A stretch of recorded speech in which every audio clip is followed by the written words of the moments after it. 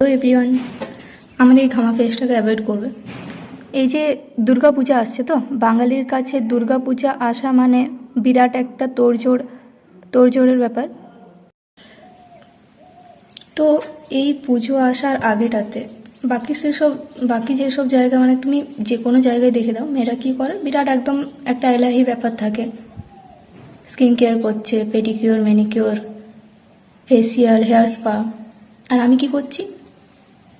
আলমারি কাপড় রোদে দিচ্ছি, কারণ মা বলছে ওই ভাদ্র মাসে রোদ খাওয়ানো ভালো কাপড় জামাকে। তারপর ঘরের ঝুল ঝাড়ছি, ঘরের কোনা, প্রত্যেকটা একটা কোনা খুঁটিয়ে দেখা হচ্ছে যে কোথাও একটা ময়লা আছে কিনা, কোথাও একটু নোংরা রয়ে গেছে কিনা। মানে ঘর ঠিক আছে, ঘর ছাড়া নেসেসারি ব্যাপার, এটা হয়ে থাকে বাঙালি ফ্যামিলিতে। প্রত্যেকটা বাড়ি, মানে নিজেদের সাথে সাথে ঘরটাকেও সাজিয়ে তোলা হয়, কিন্তু আমার বাড়িতে একটু আলাদা।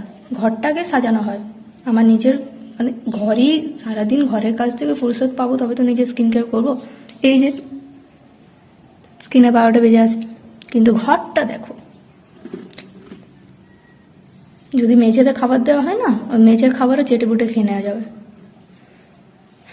কি আর বলবো, একটু নিজের দিকে ধ্যান দিতে হবে এবার।